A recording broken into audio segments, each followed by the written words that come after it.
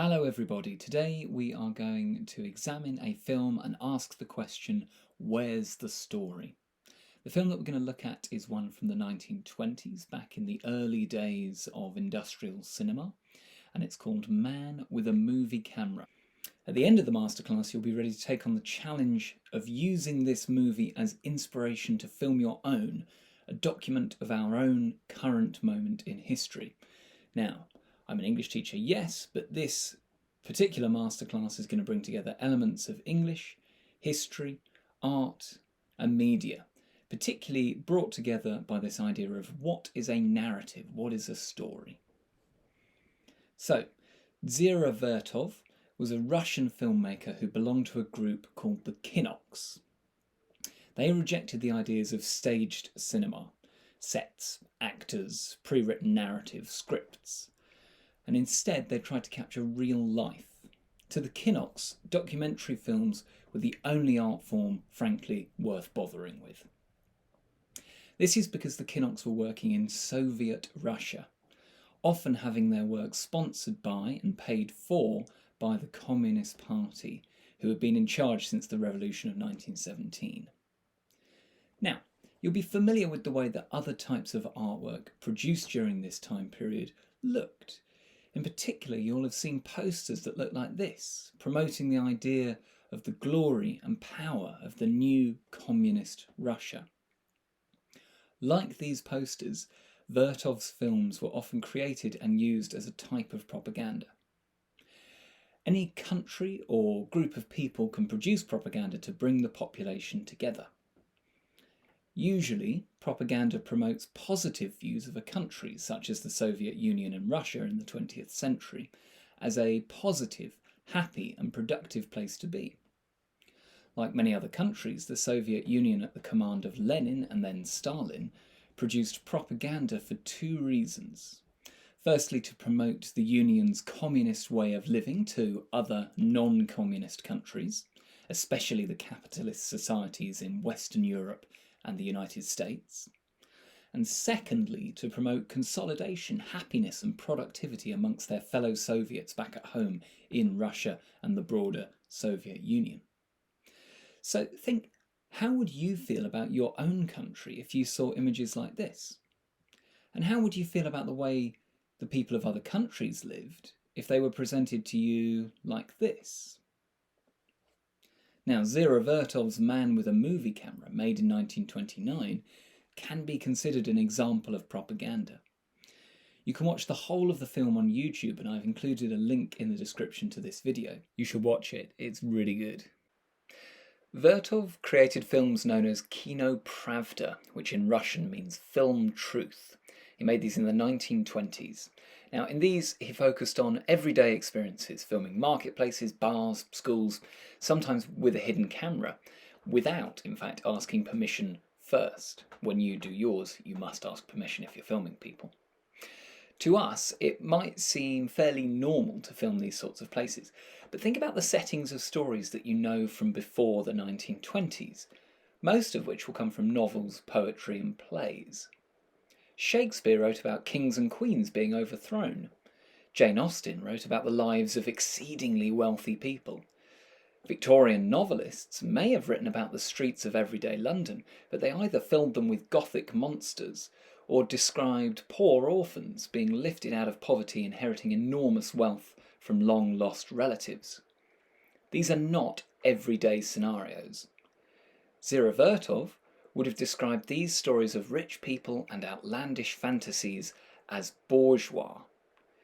In Man with a Movie Camera, which followed the Kino Pravda series, he gives genuine, normal Russian people the chance to be the focus of attention. The story was filmed over 3 years in 5 cities, but was meant to represent a day in the life of one city and its working population. If wealthy people are known as the bourgeoisie, working people can be referred to as the proletariat. This is according to Karl Marx, whose book, The Communist Manifesto, provided the basis for Soviet Russia's communist politics. Vertov wanted to promote the lives, interests and value of the proletariat, the group who had seized power in Russia in 1917. The Ukraine State Studio hired Vertov to create Man with a Movie Camera. Vertov wrote in an essay around the time that he was fighting for a decisive cleaning up of film language, for its complete separation from the language of theatre and literature.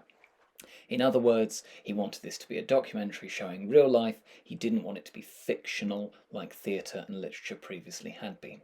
However, some people have criticised the obvious staging of the film, saying it was the opposite of what Vertov was aiming for, that idea of life as it is and life caught unawares. For example, the scene of the woman getting out of bed and getting dressed is obviously staged. Film directors line up a camera in one direction and ignore what's going on elsewhere, what then becomes off-screen. By doing so, of course, they're choosing the story that they focus on. No matter how realistic they try to be with that, it's always going to have been created, curated in some way. So maybe we should consider Vertov's intention to capture life as it really is on camera doomed from the start. It was never going to be possible. But Vertov himself shows us that what we're seeing on screen isn't reality. The start of the film that you're seeing here shows an audience coming into a cinema, sitting down and watching the film that we then join them in watching. At other moments, we see the editor of the film putting it together. She uses the tricks of film such as slow motion or superimposition to create a story. This is a genre of film known as constructive realism. Okay, it's not exactly real life on screen, but the images and clips that are put together create a universal language that we can all understand the meaning of. According to Vertov, the role of the film director is to take images that represent real life, that we would all recognise, and put them together in an order that tells a story. In this way, the director is creating a narrative out of building blocks that previously seemed unrelated. That's why images of cars and trains and athletes and factory workers and a cinema audience and all the other clips that Vertov includes in this film can come together to create the story of a particular place and time. We would expect to find it perhaps even frustrating to watch this film that jumps between scenes quite at random. Instead, we are given a lasting impression of the Soviet Union in 1929.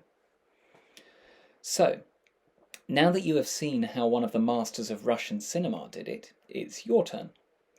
What are the scenes of life in the UK in 2020 that you think are worth capturing? How might you bring them all together to create one lasting impression of our time and place? There are two ways that you can approach this task. Either you can write a description of the scenes and explain how you, as a film director, would bring them all together. Imagine yourself in the director's chair. Alternatively, if you've got the technology, you can head out onto the streets, observing lockdown rules, of course, and get filming. All you need is a phone camera, really. We, unlike Vertov, have much smaller, more compact filming technology, and perhaps that means that we can subtly capture a much more realistic picture of what's going on out there than even he could. I look forward to reading or watching what you're able to come up with.